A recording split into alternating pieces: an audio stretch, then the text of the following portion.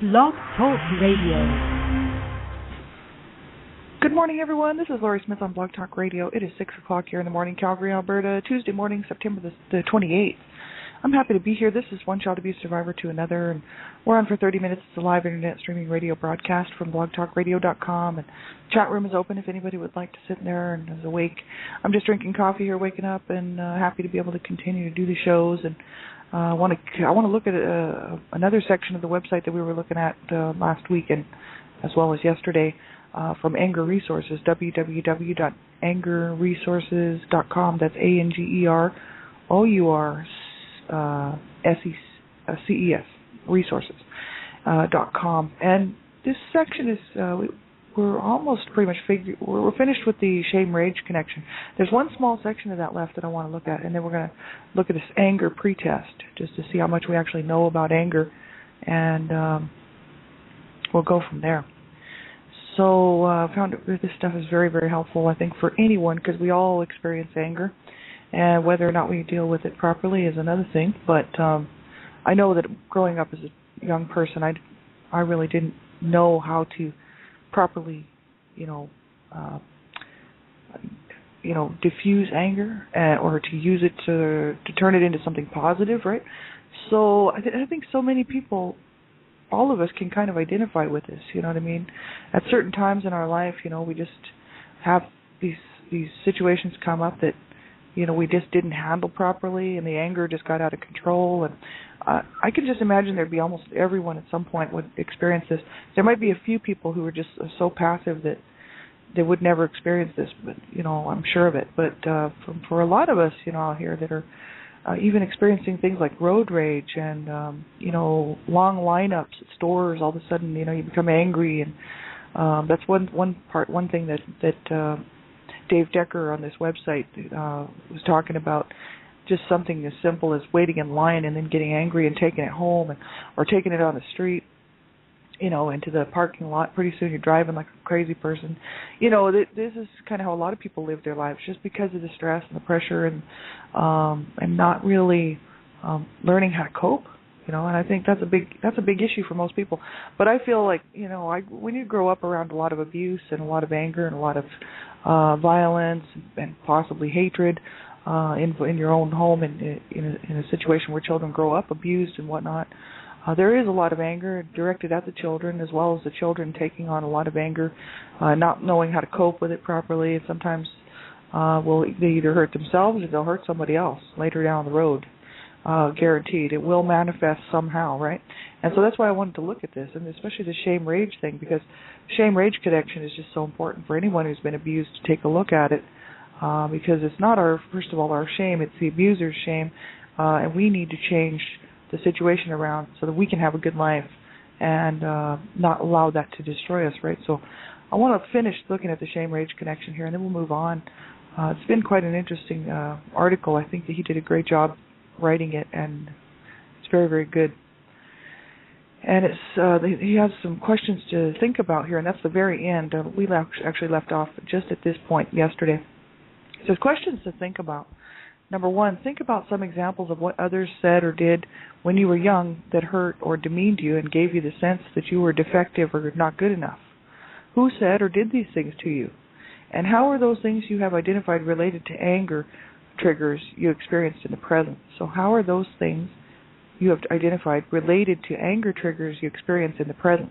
So anything that would trigger us in the present that would make us angry, how are those related to the things that happened to us in the past? Or maybe somebody, told us or could tell a child, oh, you're just stupid, or you're just worthless, or you'll never amount to anything. If you grow up hearing that quite a bit, then when you're an adult and you make a mistake, or things don't go right, or maybe you get fired or get laid off from your job or something, and then you can't get another job, just any number of things, or in a relationship, and then it just doesn't go well, and in the back of your mind, you're thinking, oh, I'm just stupid and I'm worthless and I'm can't do anything right, and this sort of thing. And we have to go back to what the abusers and these mean. Really, they're the ones that are defective, right? Not the child. I mean, the abusers are the ones that are defective. The child's just trying to cope and learn and to grow and develop. and the abusers are the ones that are defective, and of course they pass that on to us. We're not defective. Abusers are defective because they have the choice to not do that. As far as I'm concerned, there's no defective people on the planet except for those who would choose to hurt somebody on purpose. Then there's some people who accidentally hurt people, and that's a little different, especially when they apologize for it. I mean, that's totally different. But we're talking abusers who abuse and don't care and actually do it on purpose. Anyone can be an abuser, and it doesn't necessarily have to deal with child abuse. It could be domestic violence, could be people abusing people at work, at the workplace, just abusive people, period. They're the ones that are defective, and really they're the ones that need help, right? But of course they put their stuff on to whoever they're loading it off on, and then that person needs help.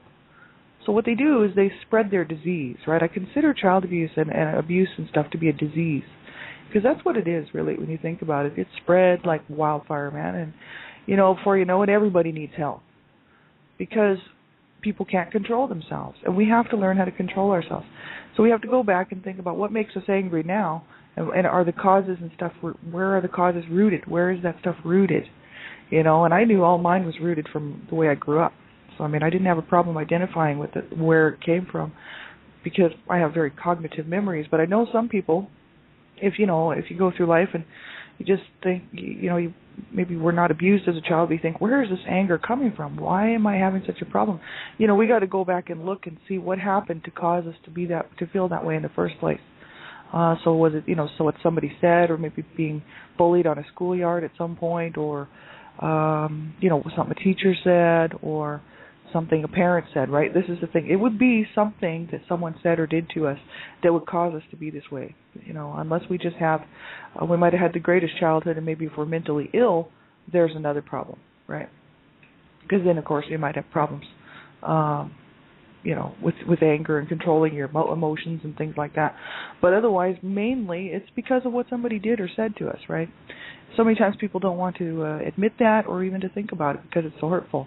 But I've done, that's what I'm doing, one child abuse survivor to another. I've gone back and looked very cognitively and at the whole big picture of what happened to me, and I wrote my book. And first it started out a blog, and then it became my book. And in order to do that, I had to go back from the day I was born and take a look at the whole thing. And even before I was born, I knew what had happened because I've heard a lot of the people talking about it in my home, and it wasn't just stories. It was, people accusing people of things, and I knew it was true.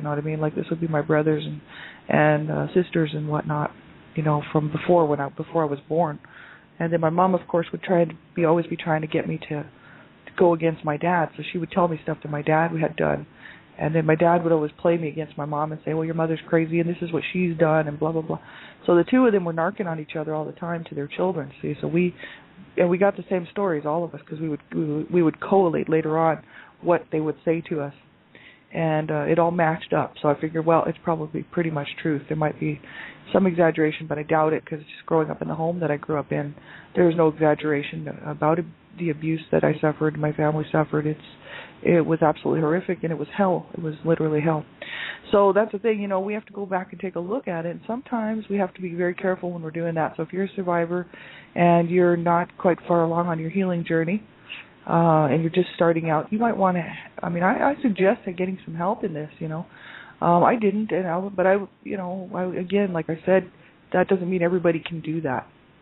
I made it through. Happy to be here today, let me tell you. But not everybody's in that safe enough place where they can do this work on their own, like to go back and look at the original abuse. So especially if you were abused as a child, you want to be very, very careful when you're doing this type of stuff, and this type of work, right, looking back at things. And if you have a friend or some support, a therapist, counselor, you might ask them to kind of go back with you, and so that you're not on your own doing that on your own, right? You want to make sure that you're in a safe enough place that you won't hurt yourself or somebody else, right? So, but he does say, go back and look and see who said or did these things to you. How are those things you have identified related to anger triggers you experience in the present? So that's the question that he asks, question number one. Question number two, he says, when you make a mistake or when you do not live up to your own or others' expectations in the present, what words come to your mind? That's the important. What words come to our mind when we make a mistake or when we don't live up to our own or others' expectations in the present, like right now? And it says, what are some of the words or phrases that you use to put yourself down today? And what are some of the words or phrases that you use to hurt or demean others today when you are angry with them? And so this is very important. What words come to our mind when we make a mistake? I mean, when I make a mistake, I immediately hear my mom's voice, right? Her voice is still very much in my head. My memories is really just part of me. It's just something that never really goes away. And I can still hear the names that she called me and cursing at me, and it's almost become my voice. So when I do something wrong, it's like immediately I go back to the cuss words that she would call me. And and then I say, well, you know what, too bad, because I'm an older woman now and my mother's passed on, and I'm like, that doesn't have to affect me. And then what I do is I just turn it around and I just say, that's not true.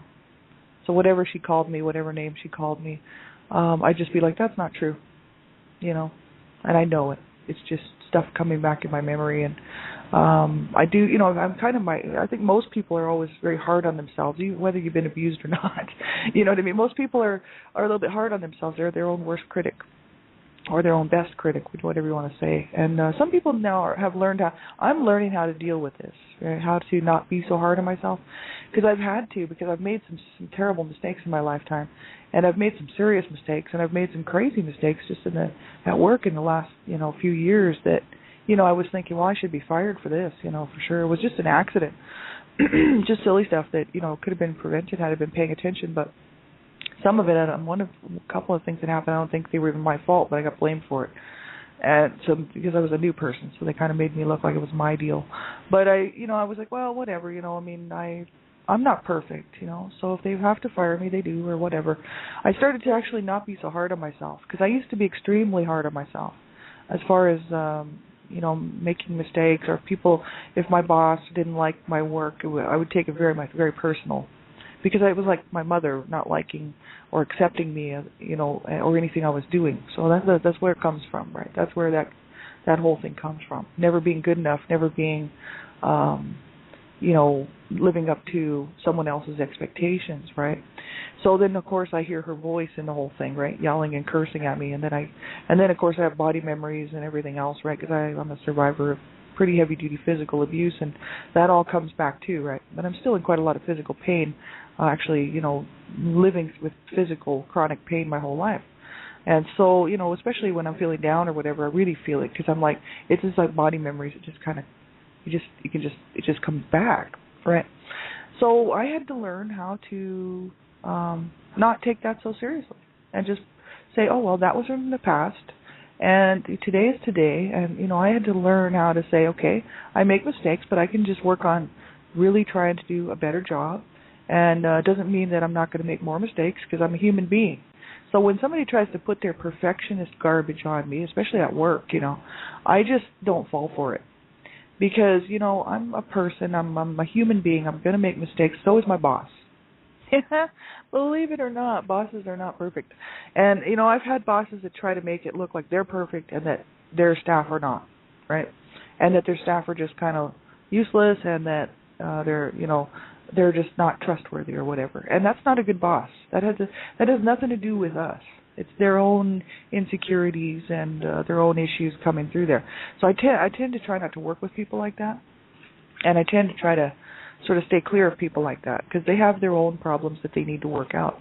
I like to be around people who are very much honest and will admit when they're wrong, and admit when they're right. And if they have to say something to you, they do it with dignity and respect, right? So I've met some really awesome bosses before. I've had some great bosses, and I've had other bosses that reminded me of my mom. And I was like, you're just an abuser. You're a loser.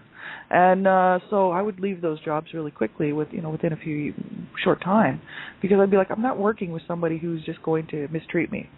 I've already spent enough years being mistreated, so no thanks. As an adult, it's my choice.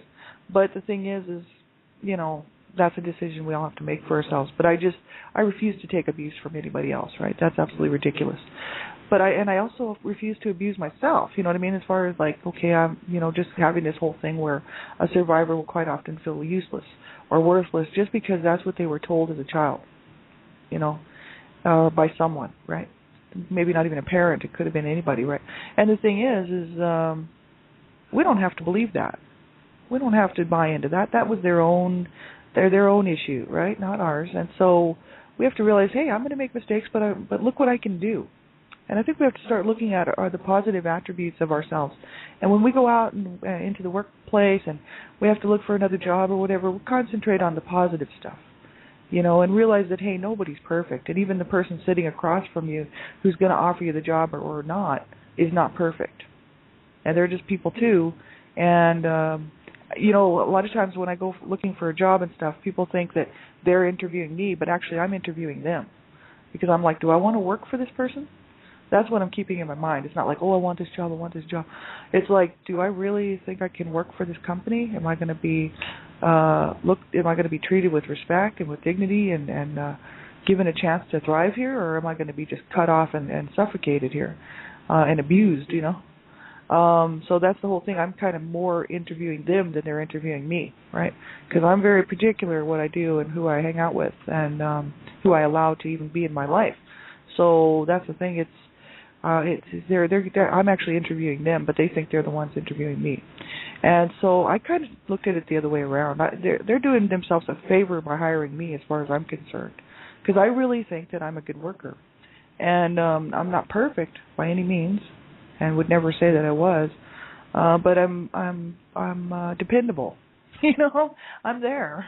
Whereas a lot of the others, so many times staff members are just not there, and half the time they're off sick or whatever. And me, I'm just there. I'm just, I'm a dedicated person. So once I'm in, I'm in and I'm dedicated. Doesn't mean I'm not going to make mistakes, but I have these qualities about me that I like to concentrate on that are more positive than the negative. Because if I allowed what my parents told me to rule my life, I would be a useless. I'm not even going to say the words here on the air this morning, but because they're all cuss words and they're all extremely bad.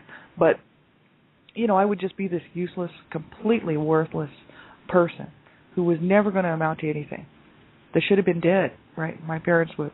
My mom especially would love to say stuff like, "Well, I should have killed you," or "You never should have lived," because she had 2 miscarriages between me and my sister.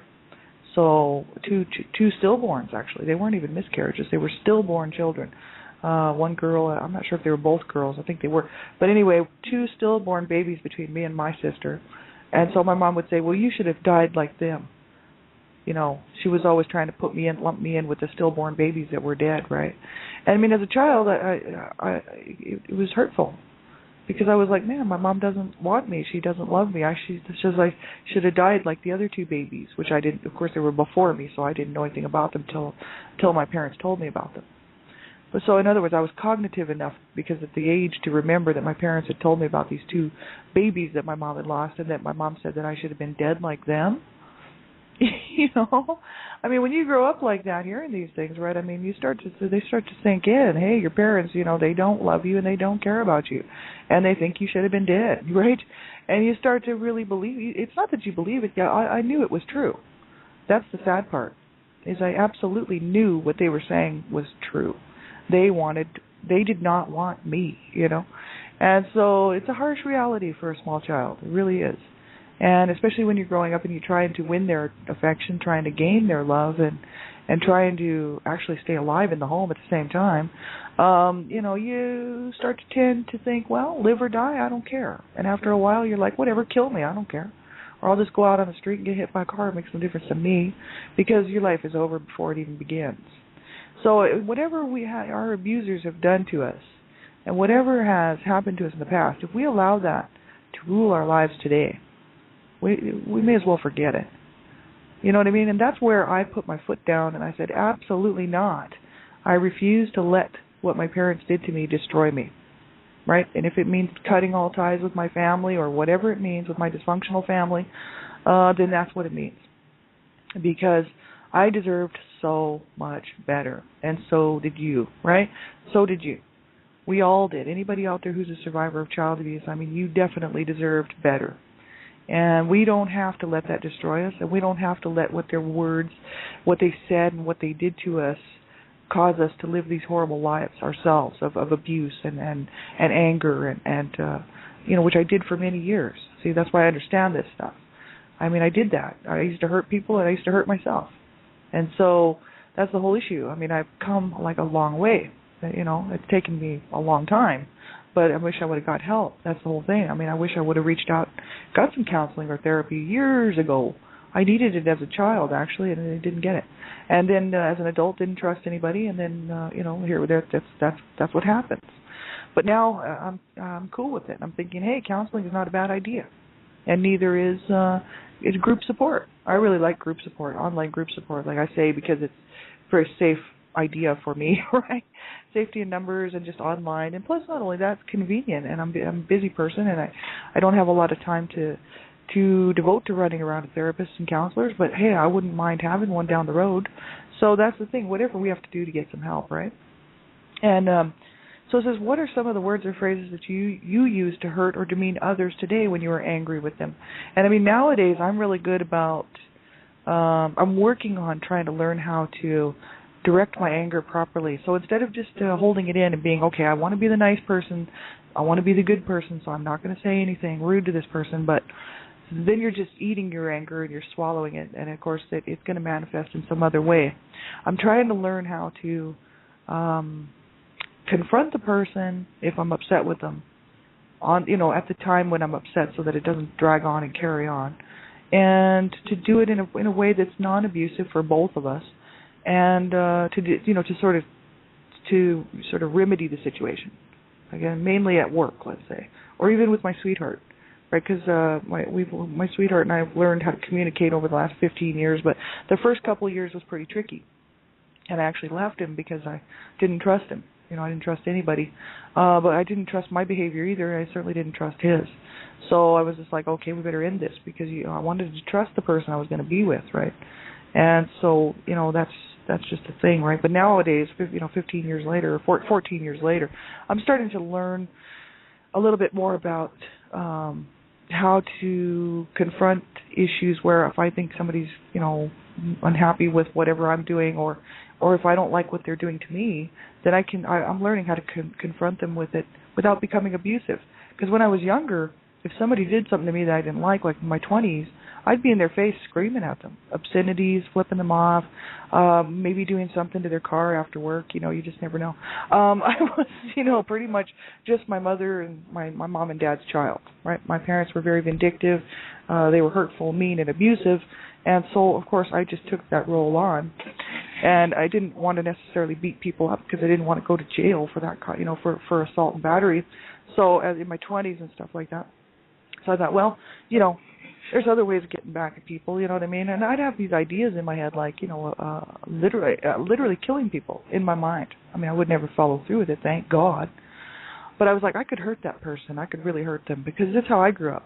My parents were very, very damaging people to be around, and they put all kinds of sickness in our minds. All of my siblings, 7 siblings. I mean, I didn't like and confront them. I could really hurt them physically. You know what I mean? Mm-hmm. Because I used to sleep with a knife at the age of 8 years old, right? And I was thinking that it was either going to be me or my dad or my mom. It was not going to be, it wasn't going to be me. So that's why I had the knife, because I was thinking, I'll kill somebody to save my life. I really would. And even at the age of 8 years old, 9 years old, sleeping with a knife, I mean, I knew if my mom found it, I'd be dead meat, right? Because I knew she would beat my butt, right? She used to beat me up for no reason. So finding a knife under my bed or by my bed would have been just disastrous. But I used to hide it under my mattress. And I thought, hey, it's not going to be me. It'll be them. So I thought, if somebody comes in the middle of the night and tries to kill me, it won't be me going, it'll be them. And that's pretty sad when you just got to sleep with a knife, you know what I mean, at a young age like that. People would think, oh, there's no possible way, but, that's a kick, because I know God was there and he saw the truth, and truth is truth. And so, it just doesn't do any good to hide from the truth, right? And so I just decided that, I'd be as honest as I possibly could be, because that's the whole issue, is I don't want to minimize or to not bring up this stuff because, it's very painful to look at, or, it's very harmful to look at. Well, this is what's harming children. This is what happens to children when they grow up in a home where your parents are telling you they're going to kill you, and beating you up, and not treating you right. And you grow up like that. Well, you do take them serious when they say they're going to kill you, right? especially when they're mentally ill. My dad was mentally ill, and I was quite concerned. My mom was quite concerned that he would kill us. So, I mean, I knew it was a real thing, right? Because my mom was like, one of these nights he's just going to kill us all. And I'd be like, he's not going to kill me because I got a knife. But I never told her that. But the thing is that's a really sad way to grow up. And so, you know, I've had to learn, you know, over the years how to, you know, because I didn't want to hurt anybody, especially when I got in my 20s. I was like, no, I don't want to hurt people, you know, and I just want to live this life as peacefully as possible, and I don't like abuse, and so, you know, I certainly don't want to abuse somebody else. So I started to learn how to control it, but what I did was I just stuffed the anger. I just ate the anger, stuffed it way deep down inside, and of course it would come out it would come out on me, so I would not take care of myself, self-injuring, doing a lot of drugs, especially in my, you know, like 20, 21 years old. I was still doing a lot of drugs and not handling things well, and I, you know, didn't want to hurt anybody, but it was hurting me. And then later on in life, I was still thinking about self-injuring and ending my life. So that anger is a huge issue, and we do have to learn how to handle it. Number 3, it says, think and write about the destructive life script you were given and about the parts you were taught and expected to play by others. It says, how have you played this script out in your life? For example, what have you done to maintain and build on this original script that somebody else wrote for us, this original destructive life script that somebody wrote for us, which would be our parents or somebody at school, a teacher, somebody who wrote this script, and this horrible script that damaged us and that we were expected to play out. And we're supposed to write, how have you played this script out in your life? So, you know, I would say, like, for survivors of child abuse, like, or survivors of any kind of abuse, if you think you want to maybe get somebody to do that with you so that, you know, you're not alone when you're doing that work. Like, I can do it myself because I know I won't hurt myself and I won't hurt anybody else. But that's the whole issue. If you're not quite sure, it's almost better to have somebody to do that with, I think, because you're going to write about stuff that could bring about emotions that maybe you haven't thought about for a while, and it could trigger you, right? So you don't want to, if you're writing out your own story and your own stuff and this destructive life script that our parents wrote for us or that somebody else wrote for you, which would be about your life and about what you've experienced, you have to kind of be careful when you're doing that. Make sure that you're in a safe place, right? So he says here, so think and write about the destructive life script you were given and about the parts you were taught and expected to play by others. It says, how have you played this script out in your life? For example, what have you done to maintain and build on this original script? So, you know, did we just become angrier? Did we just become abusive because our parents were abusive or because somebody was hurtful to us? Maybe a teacher, or, you know, somebody that we thought should have been there for us and then they weren't, right?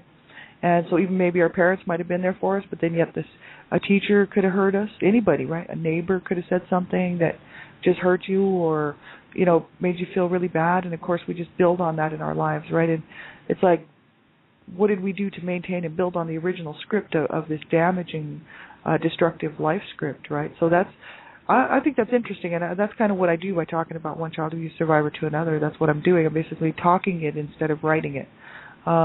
Just expounding upon what happened in this original destructive script, you know, and then how I played it out, and looking back on it, you know, what I can do to change it. And I think that's what I'm doing, but I know I'm safe enough to do that, right? So, you know, you have to be careful when you're writing your own script out. If you haven't thought about some of this stuff, then you want to be very careful. But this website, again, I'll give you that, www.angerresources.com, ANGERESOURCES.com, Anger Resources. And there's an interesting test on there. We're going to look at this tomorrow, but you can go and do this today and check it out. Check this whole website out. It's awesome. There's a test on there. It's Anger Pretest. And we're going to go through the questions. It's not that long, but we can probably get through it tomorrow morning. So we can take the test, and he has the answers to the questions. So we'll go through that stuff, because it's a lot of stuff about anger that, you know, I mean, I know some of it, but some of it I don't know, right? So it's going to be really interesting, I think, to go through it. So have a great day, everybody. Take care of yourselves. You know, make sure you just reach out and get some help. You know, whatever you have to do, you know, you get some help. Don't suffer alone and in silence, right? You don't deserve that. And, you know, if you have to call a crisis line just because you don't want to, and you just want to remain anonymous, you call a crisis line. You know, if you don't want anybody to know exactly who you are, and you don't want anyone to find out your real name or anything like that, you can join a lot of these groups anonymously, which is really cool, because you can use a fake name. and a lot of people do, because the abusers are still living, and they might be fearing for their lives. A lot of them are actually fearing for their lives, so they don't use their real name. So you can use a fake name, and you can go on there and be a part of a community of people that are healing and trying to help each other. And quite often there's a therapist that you can contact who is just there to answer questions and whatnot. So it's just awesome. So make sure you get some help, whatever way it is, counseling, therapy, reaching out, calling a friend, calling a crisis line. If you need something, get a hold of me here on Blog Talk Radio or Facebook. I'll be around tonight. And have a great day, everybody, and we'll talk to you real soon. Take care of yourselves, okay? Bye-bye.